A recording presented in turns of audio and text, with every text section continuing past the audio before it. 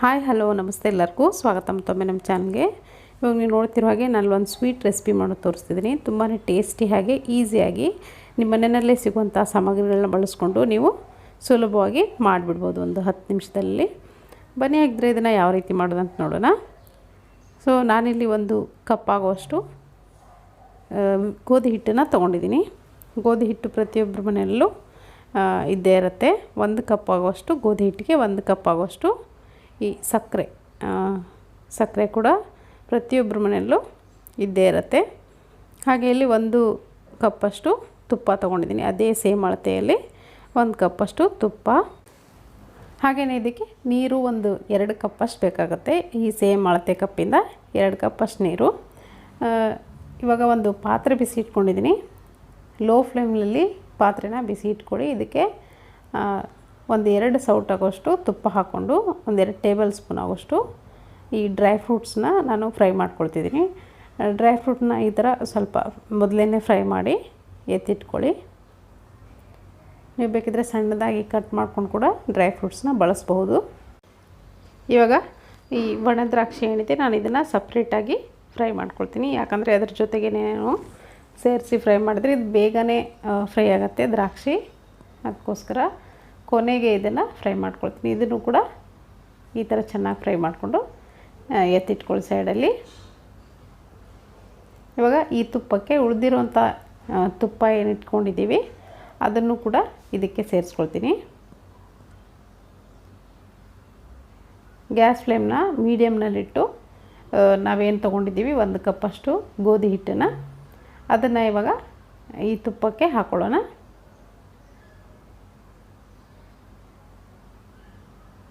So ಇವಾಗ ಗೋಧಿ ಹಿಟ್ಟು ಹಾಕಿ ಚೆನ್ನಾಗಿ ತುಪ್ಪದಲ್ಲಿ ಹುರಿಬೇಕು. ಎಲ್ಲಿವರೆಗೂ ಹುರಿಬೇಕಂದ್ರೆ ಸ್ವಲ್ಪ ಪೂರ್ತಿಯಾಗಿ ಕಲರೆಲ್ಲ ಚೇಂಜ್ ಆಗಿ ಗೋಧಿ ಹಿಟ್ಟಿನಲ್ಲಿರೋ ಹಸಿ ವಾಸನೆ ಎಲ್ಲ ಹೋಗಿ ಸ್ವಲ್ಪ ನಿಮಗೆ ಘಮ ಘಮ ಅಂತ ಪರಿಮಳ ಬರುತ್ತೆ. ಅಲ್ಲಿವರೆಗೂ ಚೆನ್ನಾಗಿ ಹುರ್ಕೊಳ್ಬೇಕು. ಇದನ್ನು ಮೀಡಿಯಮ್ ಫ್ಲೇಮಲ್ಲಿಟ್ಟು ಹುರ್ಕೊಳ್ಳಿ. ಹೈ ಫ್ಲೇಮಲ್ಲಿಟ್ಟು ಯಾವುದೇ ಕಾರಣಕ್ಕೂ ಹುರಿಬೇಡಿ. ಹಿಟ್ಟನ್ನು ಸೀದೋಗುತ್ತೆ, ಬೇಗನೆ ಪೂರ್ತಿಯಾಗಿ ಹುರಿಯೋದಿಲ್ಲ.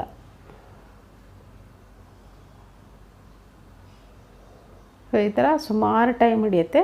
ಸುಮಾರು ಅಂದರೆ ಒಂದು 2ರಿಂದ 3 ನಿಮಿಷ ಹಿಡಿಯುತ್ತೆ ಈ ಥರ ಚೆನ್ನಾಗಿ ಹುರ್ಕೊಳ್ಳೋಕ್ಕೆ. ಎಷ್ಟು ಜಾಸ್ತಿ ಹೊತ್ತು ನೀವು ಕಡಿಮೆ ಫ್ಲೇಮಲ್ಲಿಟ್ಟು ಹುರ್ಕೊಳ್ತೀರೋ ಅಷ್ಟು ಚೆನ್ನಾಗಿ ಬರುತ್ತೆ. ಇವಾಗ ನೋಡ್ತಿರ್ಬೋದು ನಾನಿಲ್ಲಿ ಗ್ಯಾಸ್ ಫ್ಲೇಮ್ನ ಆಫ್ ಮಾಡಿಲ್ಲ, ಲೋನಲ್ಲಿ ಇಟ್ಟಿದ್ದೀನಿ. ಪಕ್ಕಕ್ಕೆ ಒಂದು ಪಾತ್ರೆ ಬಿಸಿ ಇಟ್ಟು ನಾನು ಯಾವ ಅಳತೆಯಿಂದ ಹಿಟ್ಟನ್ನು ತೊಗೊಂಡಿದ್ದೀನಿ ಅದೇ ಅಳತೆಯಿಂದ 2 ಕಪ್ ಆಗೋಷ್ಟು ನೀರನ್ನು ಕೂಡ ಕಾಯಕ್ಕಿಟ್ಟಿದ್ದೀನಿ. ಇವಾಗ ನೀರು ಕಾಯಲಿ, ಅಲ್ಲಿವರೆಗೂ ನಾವು ಇದನ್ನು ಇನ್ನೊಂದು ಸ್ವಲ್ಪ ಚೆನ್ನಾಗಿ ಹುರ್ಕೊಳ್ಳೋಣ. ಪೂರ್ತಿ ಬ್ರೌನಿಷ್ ಕಲರ್ ಆಗಬೇಕು ಹಿಟ್ಟು. ಆಮೇಲೆ ಹಿಟ್ಟಿಂದ ಚೆನ್ನಾಗಿ ಪರಿಮಳ ಬರುತ್ತೆ ನೀವು ಹುರಿತಿರ್ಬೇಕಾದ್ರೆ. ಅಷ್ಟು ಚೆನ್ನಾಗಿ ನೀವು ಹುರ್ಕೊಳ್ಳಿ. ಈ ಥರ ಸ್ವಲ್ಪ ಬ್ರೌನ್ ಕಲರ್ ಆದ ತಕ್ಷಣ ಇದನ್ನು ಹುರಿಯೋದನ್ನು ನಿಲ್ಲಿಸ್ಬೇಡಿ, ಇನ್ನೂ ಚೆನ್ನಾಗೇ ಹುರ್ಕೊಳ್ಳಿ. ಸೊ ಇವಾಗ ನೀರು ಕೂಡ ಕುದೀತಾ ಇದೆ. ಇವಾಗ ಗ್ಯಾಸ್ ಆಫ್ ಮಾಡ್ಕೊಳ್ತೀನಿ ನಾನು.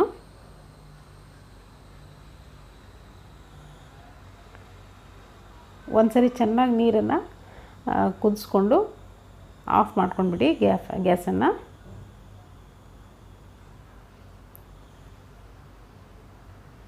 ಸೊ ನೋಡ್ತಿರ್ಬೋದು ಇಲ್ಲಿ ಹಿಟ್ಟು ಕೂಡ ಹುರಿತಾ ಪೂರ್ತಿಯಾಗಿ ಕಲರು ಚೇಂಜ್ ಆಗ್ತಾ ಬರ್ತಿದೆ.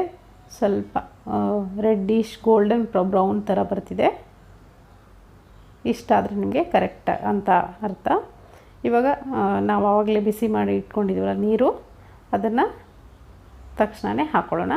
ಪೂರ್ತಿಯ ನೀರನ್ನು ಹಾಕ್ಕೊಳ್ಳಿ. ಸೊ ನೋಡ್ತಿರ್ಬೋದಿಲ್ಲಿ ಯಾವಾಗಲೂ ಬಿಸಿಯಾಗಿರುವಂಥ ನೀರನ್ನೇ ಹಾಕ್ಕೊಳ್ಳಿ. ತಣ್ಣೀರು ಹಾಕ್ಕೊಂಡ್ರೆ ಗಂಟುಗಳಾಗ್ಬಿಡುತ್ತೆ. ಇವಾಗ ಈ ಥರ ನೋಡಿ ಬೇಗನೆ ಅಬ್ಸರ್ವ್ ಮಾಡ್ಕೊಳತ್ತೆ ನೀರನ್ನು. ಈ ಥರ ಅಬ್ಸರ್ವ್ ಮಾಡ್ತಿದ್ದಂಗೆ ನೀವು ಸಕ್ಕರೆ ಕೂಡ ಹಾಕ್ಕೊಳ್ತಿದ್ದೀನಿ. ಸಕ್ಕರೆ ನಾನು ಆವಾಗಲೇ ಹೇಳಿದಾಗೆ 1 ಕಪ್ಪಷ್ಟು ಹಿಟ್ಟಿಗೆ 1 ಕಪ್ಪಷ್ಟು ಸಕ್ಕರೆ. ನೀವು ಸ್ವೀಟ್ ಜಾಸ್ತಿ ತಿನ್ನೋರಾಗಿದ್ರೆ ಇನ್ನೊಂದು ಸ್ವಲ್ಪ ಒಂದು 1/4 ಕಪ್ಪಷ್ಟು ಜಾಸ್ತಿ ಹಾಕ್ಕೊಳ್ಬೋದು. ತುಂಬಾ ಸ್ವೀಟ್ ಆದರೂ ಕೂಡ ತಿನ್ನೋಕ್ಕಾಗಲ್ಲ. ಇವಾಗ ಸಕ್ಕರೆ ಕೂಡ ಚೆನ್ನಾಗಿ ಕರಗುತ್ತೆ. ಅದರ ಜೊತೆಗೆ ಸಕ್ಕರೆ ಕರಗ್ತಾ ಇದರಿಂದ ನಾವು ಹಾಕಿರುವಂಥ ತುಪ್ಪ ಎಲ್ಲ ಸೈಡಲ್ಲಿ ಬಿಟ್ಕೊಳ್ಳೋಕೆ ಸ್ಟಾರ್ಟ್ ಆಗುತ್ತೆ. ಅಲ್ಲಿವರೆಗೂ ನೀವು ಚೆನ್ನಾಗಿ ಇದನ್ನು ಈ ಥರ ಕಲಿಸ್ತಾನೆ ಇರಬೇಕು. ನೋಡಿ ಸ್ವಲ್ಪನೂ ಒಂದು ಗಂಟುಗಳಿಲ್ಲದೆ ಇರೋ ಥರ ಎಷ್ಟು ಚೆನ್ನಾಗಿ ಹಲ್ವಾ ರೆಡಿ ಆಗ್ತಿದೆ ಅಂತ. ತುಂಬ ಟೇಸ್ಟಿಯಾಗಿರುತ್ತೆ.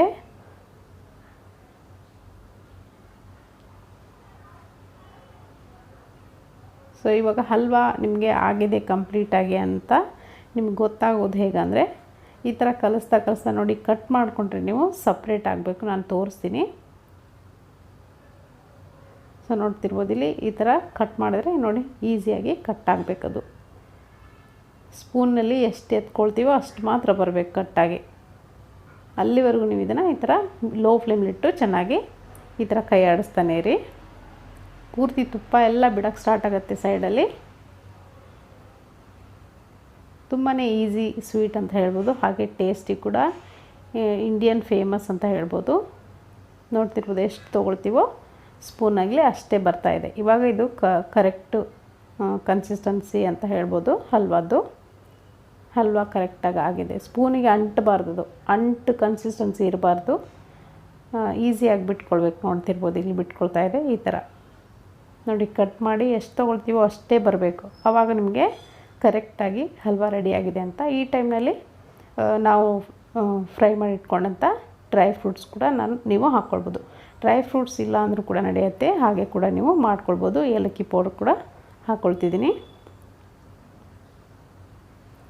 ಇವಾಗ ಏಲಕ್ಕಿ ಪೌಡ್ರ್ ಹಾಕ್ಕೊಂಡು ಒಂದ್ಸರಿ ಚೆನ್ನಾಗಿ ಮಿಕ್ಸ್ ಮಾಡ್ಕೊಳ್ಳಿ. ಬಿಸಿ ಬಿಸಿಯಾಗಿ ಹಲ್ವಾನ ಸರ್ವ್ ಮಾಡಿದರೆ ತುಂಬ ಟೇಸ್ಟಿಯಾಗಿರುತ್ತೆ. ನಾನಿವಾಗ ಇದನ್ನು ಸರ್ವ್ ಮಾಡ್ಕೊಳ್ತಿದ್ದೀನಿ. ಯಾವಾಗಲಾದರೂ ದೇವ್ರಿಗೆ ನೈವೇದ್ಯಕ್ಕೆ ಇದು ಫಾರ್ ಎ ಚೇಂಜ್ ನೀವು ಇದನ್ನು ಮಾಡ್ಕೊಳ್ಬೋದು. ಟೇಸ್ಟಿಯಾಗಿ ಕೂಡ ಇರುತ್ತೆ, ಡಿಫ್ರೆಂಟಾಗಿ ಕೂಡ ಇರುತ್ತೆ. ಹೆಲ್ತ್ಗೂ ಕೂಡ ಒಳ್ಳೆಯದು, ಗೋಧಿ ಹಿಟ್ಟಿಂದ ಮಾಡಿರೋದ್ರಿಂದ. ಸೊ ಇವಾಗ ಹಲ್ವಾ ರೆಡಿಯಾಗಿದೆ. ಹೇಗೆ ಅನ್ನಿಸ್ತು ನಿಮಗೆ ಈ ಹಲ್ವಾ ಕಮೆಂಟ್ ಬಾಕ್ಸ್ನಲ್ಲಿ ತಿಳಿಸಿ. ಇವತ್ತಿನ ರೆಸಿಪಿ ನಿಮಗೆ ಇಷ್ಟ ಆಗಿದರೆ ಒಂದು ಲೈಕ್ ಕೊತ್ತೋದನ್ನು ಮರಿಬೇಡಿ. ಹಾಗೆ ನನ್ನ ಚಾನಲ್ಗೆ ಇನ್ನೂ ಯಾರು ಸಬ್ಸ್ಕ್ರೈಬ್ ಆಗಿಲ್ವೋ ದಯವಿಟ್ಟು ಸಬ್ಸ್ಕ್ರೈಬ್ ಆಗಿ. Thank you.